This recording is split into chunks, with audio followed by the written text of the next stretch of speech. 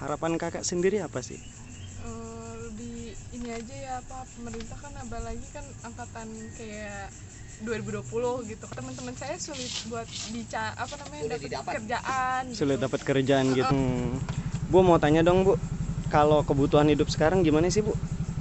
Susah atau enggak gitu zaman COVID kayak gini nih? Kendalanya gimana sih? Lebih sulit lah. Lebih susah ya? Jangan semuanya dibebani ke orang kecil. Seperti PCR, swab harus bayar. Nah, ini kan namanya juga pandemi. Yang namanya pandemi itu harusnya ya ada keterlibatan dari negara langsung untuk mengatasi hal ini. Ini masalah COVID ini sebenarnya bukan ya, kalau COVID Terus orang kesandung mati katanya COVID, orang jatuh dari motor mati COVID. Nah ini sekarang. Assalamualaikum, ketemu lagi sama saya Yan di channel YouTube Yan Tell the Truth. Kebetulan malam ini saya ada kiriman telur, sekalian nanti kita ngobrol bareng deh sama salah satu pemilik warungnya. Gimana sih suka dukanya warung, kemudian dengan kondisi pandemi gini, kendala-kendala apa aja sih yang mereka alami, kesulitan apa aja yang mereka alamin. Ntar kita bahas ya. Sekarang saya mau siapin barangnya dulu. Ya.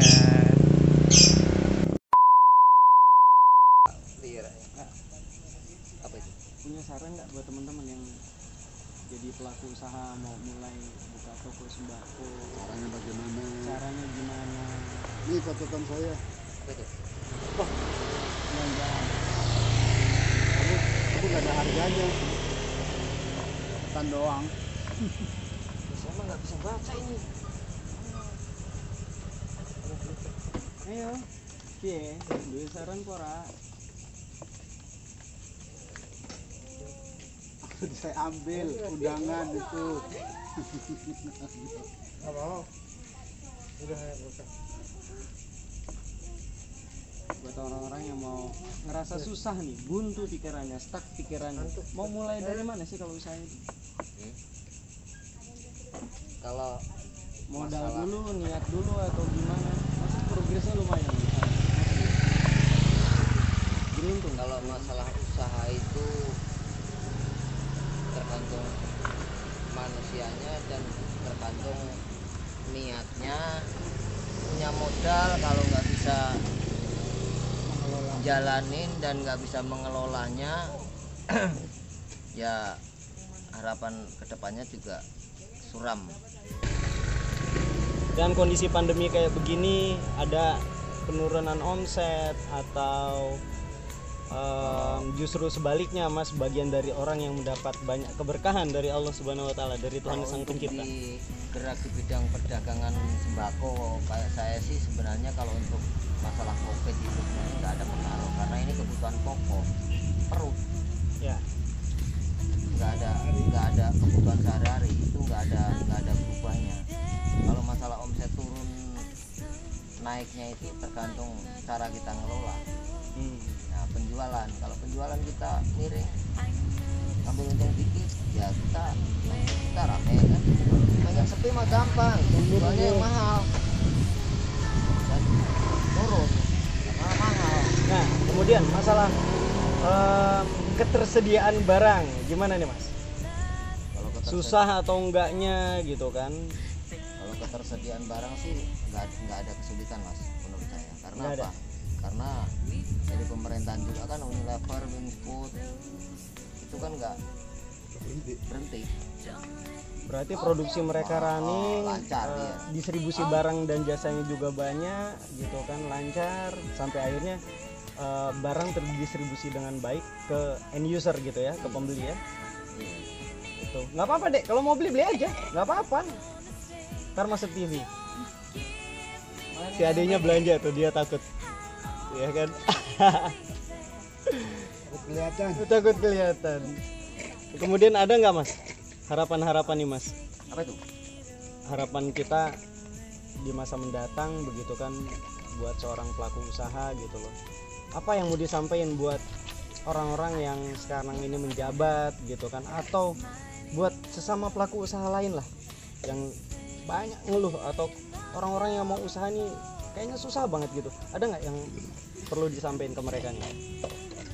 Ya kalau masalah itu sih sebenarnya bukan tergantung ke pemerintahannya aja. Ini masalah COVID ini sebenarnya bukan ya, kalau COVID Terus orang yang dipikirin itu orang kesandung mati katanya COVID, orang jatuh dari motor mati COVID. Nah ini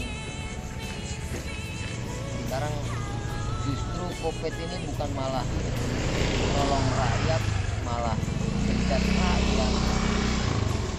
Seorang istri saya nganter mertua pulang nggak turun dari mobil, nyampe di Jakarta mau masuk kerja harus pakai harus ada surat SKM. Surat SKM berarti kalau cuma 200.000 ya jatahnya 200.000 kan bisa buat beli beras buat makan sebulan Ya, malah buat SKM. Apa itu hasilnya SKM? berarti gini, secara global bisa kita simpulin kalau bisa pemerintah ini juga benar-benar ngebantu rakyat ya. Kalau ada protokol kesehatan yang ketat, ada syarat yang ketat, setidaknya ada kontribusi lebih gitu kan untuk mempermudah proses itu, misal turunin biayanya dan lain sebagainya, begitu maksudnya ya. ya begitulah, jangan semuanya dibebani ke orang kecil seperti PCR, swab harus bayar. Ini kan namanya juga pandemi.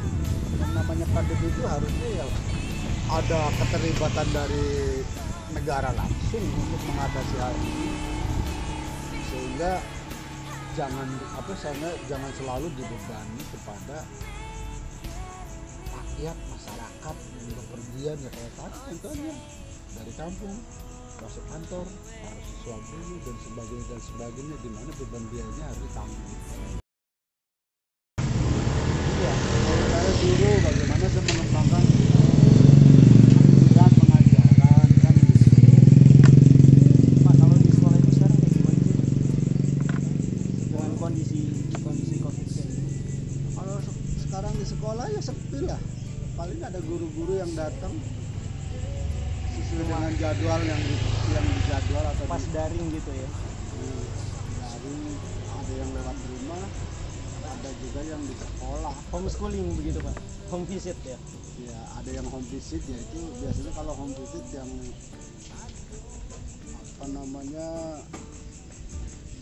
mereka memang barangkali ada yang sakit dan gitu. Kalau yang kondisinya misalkan anak-anak yang kurang memperhatikan pelajaran daring itu bisa dipanggil. Kita guru kan ngasih tugas. Tapi secara psikologi perkembangan anak itu beda nggak sih Pak? Pasti beda ya. Tatap muka aja, istilahnya mengajar tatap muka aja keberhasilannya tidak bisa 100%, apalagi di rumah yang notabene orang tuanya juga beda. Latar belakang keluarganya ya, pendidikan orang tuanya. Pendidikan orang tuanya beda-beda, ada yang memang istilahnya yang orang berpendidikan mungkin juga dua-duanya sibuk, akhirnya anaknya kurang perhatian juga. Kadang yang saya alami sebagai orang tua ya Pak, saat anak daring, kemudian rasa rindu mereka sama teman-teman itu kelihatan gitu loh Pak. Ya kan, makanya ketika misal saya ajak ada keperluan ke sekolah, mereka ketemu sama teman mereka di sekolah, udah gimana ya? Aduh kangen banget ya sama kamu gitu loh, kalau kata kita yang dewasa mah ya kan. Namanya seperti yang Apalagi tadi saya dunia bilang. anak, dunia bermain gitu loh. Iya. Ya kan. Namanya anak saja, saya sebagai guru aja kalau di rumah saja juga Jenuh ya Pak. jenuh. Orang kan tergantung daripada kebiasaan. Kalau biasanya biasa dengan menganggur makan tidur mungkin mereka gimana? Aduh, di Indonesia udah banyak yang begitu, Pak. Kapan negara ini mau maju? Kalau saya di rumah saja malah Boleh jenuh. nggak betah gitu. Memang nggak betah itu bukan berarti nggak betah saya nggak mau tinggal di rumah gitu ya. Nah, Walaupun toh di rumah juga ada kegiatan, tapi ya tetap aja kita butuh kadang ada temen, istilahnya ada semacam jok-jok yang perlu sebagai penyegar, tidak jenuh. tapi wacananya nih Pak, kalau dari pemerintah sendiri gimana sih Pak masalah pendidikan ini? Mulai dari lagi kapan, kemudian ada nggak kriteria-kriteria tertentu dan ada persyaratan khusus saat sekolah kembali dibuka dan tatap muka gitu? Udah ada wacana belum Pak kalau di Bekasi ini Pak? Di Bekasi saya belum dengar ya, belum dengar kalau di Bekasi. Kalau di Jakarta kan, karena kebetulan saya dirinya di Jakarta ya. Kalau di Jakarta sendiri gimana? Kalau di Jakarta itu 2 bulan ke depan itu wakil gubernur itu udah mencanangkan akan ada tatap muka untuk kurang lebih 100 sekolah. 2 bulan ke depan? Ya rencana 2 bulan ke depan ini ada rencana akan tatap muka. Wah cakep nih ya, kalau memang protokol kesehatannya bisa dijaga. Ya tapi itu tadi harus sesuai atau mengikuti protokol kesehatan. Cuma yang jadi masalah kan gini Pak, Bapak ngajar di SMA, SD, SMP, SMP. SMP mah udah mending Pak, udah bisa dikasih tahu, ayo jaga jarak gitu kan, kurangi apa namanya physical distancing gitu loh, atau interaksinya harus agak dibatasi sementara ini. Nah kalau anak SD Pak pas lagi ngeriung begitu, aduh. Jangan kan anak SD, orang tua aja sekarang namanya physical distancing itu kayak udah nggak ada. Orang udah jenuh ya Pak. Udah jenuh, udah lah. Banyak orang berpikirnya begini.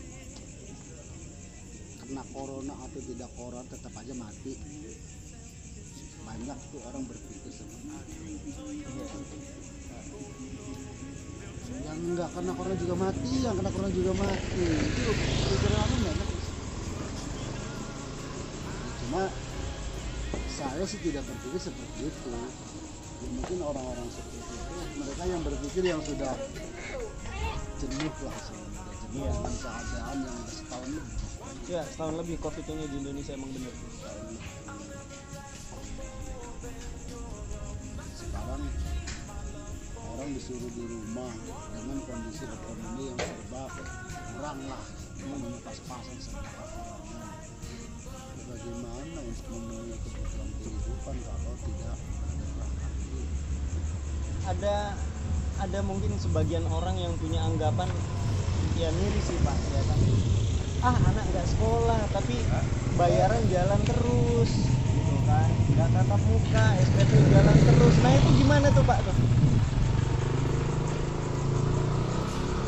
Itu kan bagian dari kan ada hak dan kewajiban. Kalau misalkan sekolah di swasta kan hak anak walaupun dari mendapatkan pelajaran, kewajiban wali murid orang tua yang sekolah di swasta yang notabene ada SPP ya tetap harus bayar kalau pengen masih tercatat sebagai siswa di sekolah itu ya harus bayar. Ya itu udah konsekuensinya begitu. Ya jadi memang tetap ada poin plus minus ya Pak ya. Ini semua terjadi kan karena keadaan ya, bukan karena kemauan pihak-pihak tertentu gitu kan. Ya walaupun banyak sih konspirasi masalah ya COVID ini rekayasa dan lain sebagainya, kita kesampingkan. Kalau saya sendiri sih berpikir memang nyata ada begitu kan, dan memang penyakit ini cukup berbahaya ketika orang lain punya penyakit turunan gitu kan, atau ada penyakit lain gitu loh yang mengikut sertakan gitu. Yang namanya penyakit kalau dibilang aja ini pasti ada ya, jangan bilang nggak ada. Keluarga saya juga ada yang kena. Oh kena? Ada, tapi yang di Jakarta ya alhamdulillah udah pulang, sudah isolasi di rumah. Oh isolasi mandiri berarti ya? keluarganya di rumah sakit, di rumah sakit isolasi, ya sekeluarga. Kebetulan istrinya dokter, kerja di rumah sakit, yang namanya melayani pasien-pasien orang banyak hari itu ya. Mungkin dia lagi ngedrop, dia alhamdulillah sudah. Dengar tuh fakta ya kan, bahwa COVID itu sebenarnya ada, bukan sebuah konspirasi yang konon orang sampaikan gitu loh. Kebanyakan orang ngomong ini nggak ada, ini orang dagang obat, jangan dipercaya kayak gitu. Ada itu, keluarga saya juga ada yang kena gitu. Jadi ya kalau orang bilang ada konspirasi ya mungkin udah bahasa, menurut saya tuh orang sudah apa ya, orang frustasi aja kali ya. Bicara seperti itu ada. Dan teman-teman yang profesi dengan saya juga ada yang kena ya, alhamdulillah pada sembuh ya. Tapi asal niat betul-betul ingin sembuh. Yang saya juga tempat tinggal saya ada berapa orang ya, alhamdulillah sembuh semua. Berarti yang pertama itu keyakinan ya Pak, faith, kita yakin kita bisa sembuh, kemudian penanganannya juga tepat gitu kan, kemudian kita juga mengikuti protokol kesehatan, aturan atau anjuran dari dokter gitu kan. Sembuh itu di gang saya ada berapa orang dan berapa ya, alhamdulillah sembuh. Syukurlah kalau kayak gitu. Ya, tapi memang bukan untuk ditakuti hal seperti itu ya, harus diwaspadai dan kita ikuti aturan yang sudah ditetapkan oleh pemerintah. Ya notabene pemerintah itu bukan orang-orang bodoh lah ya, mereka juga apalagi yang paling garda terdepannya kan masalah medis ya. Di medis itu luar biasa perjuangan mereka. Berkonsentrasi dengan tenaga medis segala macam, nggak sekedar harus begini harus begitu tanpa ada dasar. Mas, sinilah. Payah nih.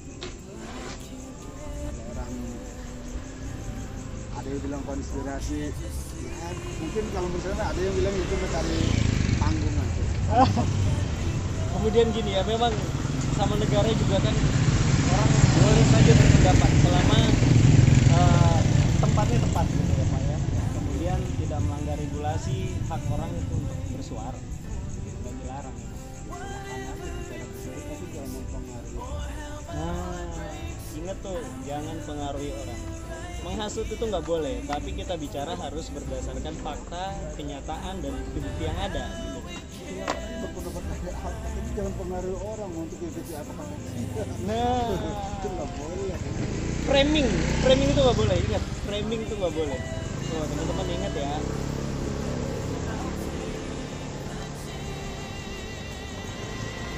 Kalau saya tuh berkeyakinan sebagai manusia, apa ya, memang orang begininya, saya mudah rezeki saya segini.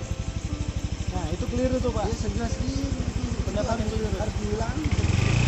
Saya mau kayak apa juga pasti dapetnya segitu. Lah, kok sudah menentukan sendiri? Itu salah. Saya mah tukang ojek, nggak jauh-jauh dapatnya paling juga hidupnya 100.000, 200.000, nggak jauh-jauh. Kenapa menentukan sendiri?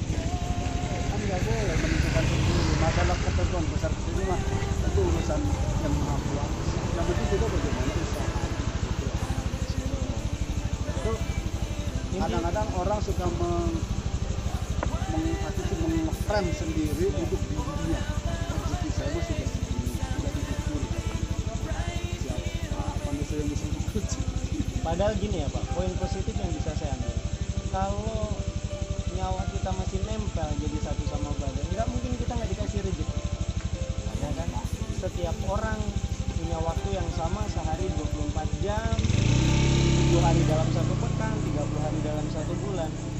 Artinya peluangnya sama untuk mendapatkan rezeki ya kan. Tinggal sejauh mana, seberapa keras dia berikhtiar, kemudian dia berdoanya gimana gitu. Karena masalah orang juga kan beda-beda. Kalau yang saya yakini gini Pak, belum tentu yang kita lihat itu orang kaya hidupnya enak. Boleh jadi dia susah tidur karena mikirin usahanya terus ya kan, karena mikirin nanti gajinya gimana, gaji anak buahnya, gaji pegawainya. Boleh jadi juga yang kita yang rakyat kecil itu tidurnya bisa lebih nyenyak daripada orang-orang yang kaya itu gitu. Cuma betul apa kata pepatah, rumput tetangga selalu lebih hijau. Makanya kalau saya coba ngebalik pepatah itu Pak, rumput saya harus lebih hijau daripada rumput tetangga. Jadi saya nggak ngiri gitu kan, dengan apa yang orang lain miliki gitu. Itu mindset kita yang harus dipikir. Mindset kita harus dirubah, jangan selalu memikirkan punya orang. Rumput kita harus lebih hijau daripada rumput tetangga. Jangan suka memikirin punya orang. Kalau orang punya orang yang dipikirin, kenapa nggak berpikir bagaimana saya harus bisa seperti dia? Itu dia. Seperti yang tadi saya bilang kan, 7 hari dalam satu pekan, sehari 24 jam, kita semua punya peluang yang sama, ya kan? Tinggal kita concern fokusnya di mana. Kalau menurut saya sih itu, ya kan? Jadi intinya gini loh teman-teman, ya kondisi memang saat ini semua lagi sulit, gitu kan? Tapi kadar kesulitan setiap orang tentu berbeda, gitu loh. Boleh jadi Pak Jokowi presiden kita itu susah tidur, boleh jadi jam tidurnya lebih sedikit daripada kita yang jadi rakyatnya dia, yang dipimpin oleh dia gitu loh. Dan jangan pernah beranggapan rumput tetangga lebih hijau. Balik itu semua, pola pikir itu semua. Biar kenapa? Biar kita punya rasa syukur yang lebih baik dari orang lain gitu. Siapa yang bersyukur? Itu yang menurut saya orang-orang yang bisa menerima kenyataan nantinya. Itu harus merubah pola pikir kita sendiri. Yang sering kita temui banyak orang tuh selalu bilang, ih dia mah enak ya, udah punya mobil banyak, udah punya perusahaan. Kan lihat akhirnya, awalnya dia nggak pernah tahu bagaimana dia punya perusahaan, bagaimana dia punya Bener Pak. kan seorang seperti itu. Ada satu orang yang saya kenal nih Pak, ini marketing manager dulu waktu saya kerja di pabrik. Dia itu nggak pernah bercerita saya tuh sekarang punya ini. Enggak. Dia itu bercerita ke staff-staffnya dia, dulu saya melakukan ini dan ini progresnya sampai akhirnya sekarang saya jadi begini. Dia bukan menceritakan kondisi dia sekarang, dia punya apa segala macam, enggak, dia ceritakan prosesnya justru. Ngasih ilmu jadinya. Ngasih ilmu, ya kan? Jadi sosok yang benar-benar inspiratif itu. Iya, itu kan ngasih ilmu. Untuk hasil itu harus ditempuh dengan panik keringat. Ya, kristalisasi keringat. Istilahnya kan Mie instan aja mesti dimasak dulu, padahal sudah ada kata instan di situ ya kan. Artinya ada proses yang harus kita lewati gitu. Nah, gimana nih Mas? Usaha Mas? Dagang nih, pelaku usaha gimana nih? Ya. Dulu tokonya nggak banyak stok, nggak punya banyak orang barang karena dagangan. orang pada nggak punya duit, jadinya pada sepi. Alhamdulillah, semua sepi. Iya. Tetap ngerasain omset tuh. Wah, Nah, kalau tapi omset mah naik mulu. omset naik, Iya. tapi dagangan sepi. Nah bingung saya dah tuh, dagangan sepi omset naik, kasih tahu apa caranya. Nah ini kontradiktif nih Pak. cuma orang hebat ini. Salut saya, asli salut. Dagangan sepi omset naik. Ya. Ada batu di balik udang berarti kalau kayak gitu. Ya kan? Iya, saya kan punya tuyul. Waduh, tuyul. Bukan tuyul, gundul.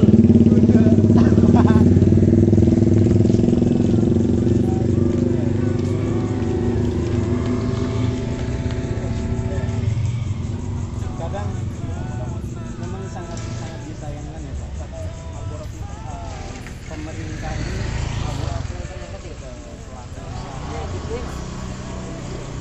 agak kurang perhatian. Itu Yang hitam apa merah?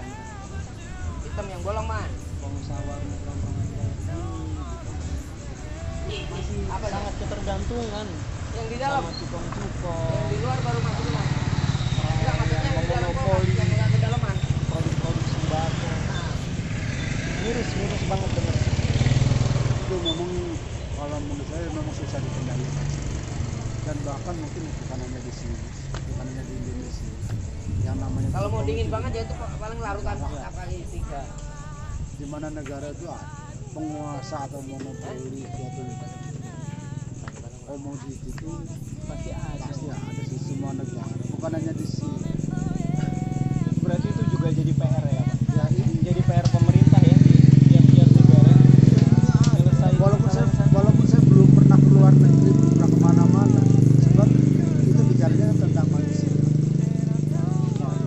Ya di Eropa juga manusia, Ya betul. di Amerika juga manusia, di Cina juga manusia, di kita juga manusia. Kalau masalah bicara cukong-cukong negara kita saat ini dimanapun penguasa sebagai penguasa komoditi suatu negara dan seterusnya di semua negara. Iya. Kita mau, saya mah bukan berarti saya menyanjung siapa tidak. Saya berpikir luas. Jadi kadang-kadang ada orang mau berpikirnya di negara kita begini. Nah, itu tadi. Ya kebetulan kita ada di sini aja. Di negara ini. Ya udah tertakdir di sini gitu ya. Tahunnya ya di sini. Tapi kalau saya walaupun memang saya ditakdirkan di sini, saya nggak mau berpikir seperti itu. Kalau bicara manusia, dimanapun hal-hal yang sifatnya seperti apa yang kita alami, dimanapun pasti ada. Sifat individualis, ya kan? Dimanapun pasti ada. Atau bahasa sindirannya individualis. Ya, ego sempit ya Pak. Ego sempit sebagai manusia yang berusaha mendominasi, itu pasti ada. Memang benar Pak. Di segala lini saya pikir sih, di segala sektor kehidupan itu pasti ada. Dan bukan hanya Lah terjadi pas di banget aku habis. ini air, Bu. Ini apa gua? Ongkosnya Kalau botol udah ada belum? banyak. Berapa?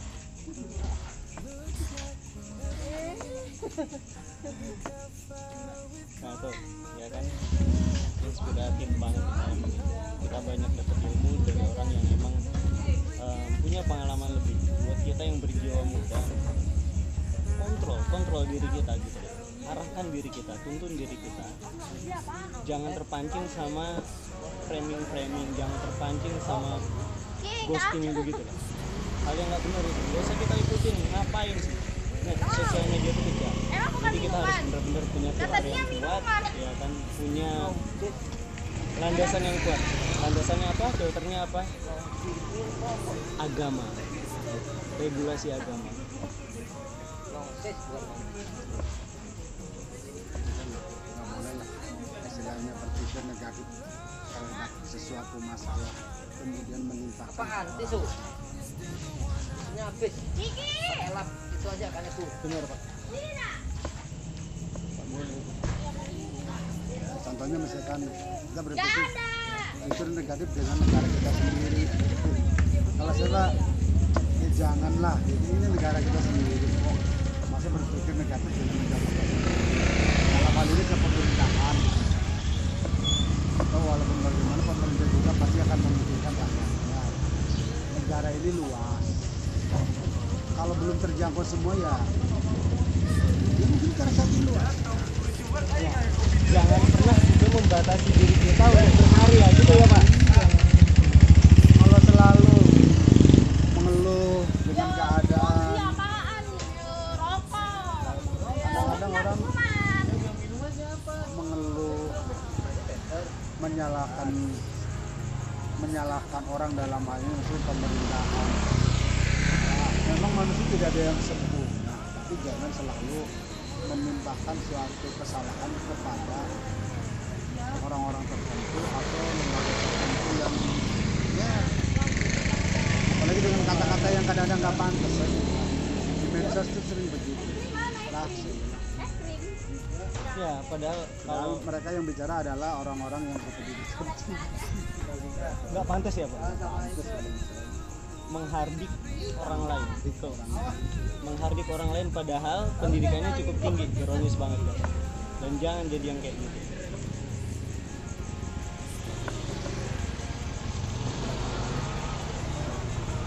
Walaupun saya bukan orang politik, kadang-kadang ngikutin dunia politik begini begitu, ya sekedar tahu aja sih. Nah, saya nggak mau terlibat.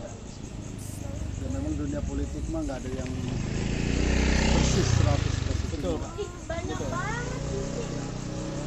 Dalam dunia politik itu kecurangan atau cara-cara yang Udah, itu aja Bude. mungkin menurut pandangan kita nggak benar ya pasti terjadi di mana-mana. Iya. Es krimnya mana sih? Soalnya gini kan Pak ya, kalau di politik itu Ngomong emang. Ya udah duitnya kan dijual. benar salah itu ambigu Pak, abu-abu di politik itu. Ya ada istilahnya tidak ada lawan Nggak yang ada kawan. abadi. Iya, nggak ada kawan lawan abadi. yang abadi. Iya, nggak ada kawan abadi di politik itu. Jadi soalnya berkenaan sama ini loh Pak, kepentingan gitu Pak, sama interest. Kalau politik Esnya empat aja. Jadinya semuanya kepentingan. Iya, kepentingan orang Ujungnya kepada mana? Kekuasaan. kekuasaan, kepentingan akan kekuasaan. Dan itu memang prinsip dasar manusia sih Pak, ya kan? Prinsip dasar manusia yang harus akan kekuasaan. Baik politik itu yang katanya landasannya agama atau yang bukan, sama saja politiknya. Politiknya. Yang digaris bawahi kan kekuasaan, harus akan kekuasaan. Sama. Cuma jangan menyalahkan agama. Kalau misalkan dalam di dunia Islam ada begini, berarti agama Islam begitu, atau di agama lain begitu, jangan salahkan agamanya, orangnya aja yang disalahkan. Secara personal ya Pak ya, jangan mengglobalkan sesuatu. Nah itu tuh. Ya namanya, ya maaf kalau bicara di India, kebetulan di India mayoritas orang Hindu. Misalkan politisi ini semuanya orang Hindu, begitu. Jangan mengatakan ke orang Hindu begitu. Itu kan politik. Iya. Atau jangan agama Hindu seperti itu, atau agama apapun yang disebutin sebagai bentuk-bentuk kejahatan. Betul. Jangan. Cukup libatkan personalnya, orangnya Orangnya aja. Pelakunya aja. Jangan pernah mengglobalkan sesuatu untuk suatu hal yang sifatnya sempit gitu kan. Nah, teman-teman lihat sendiri kan gimana curahan hati seorang pelaku usaha, seorang guru gitu loh. Intinya gini, kita semua tetap mengalami hal yang sama, cobaan yang sama gitu kan di masa pandemi kayak gini nih. Kita dituntut harus lebih bijaksana, lebih sabar dalam mengambil sebuah tindakan gitu. Yang pasti jangan pernah melakukan tindakan kriminal ataupun tindakan melanggar hukum lainnya ya. See you in the next videos. Bye.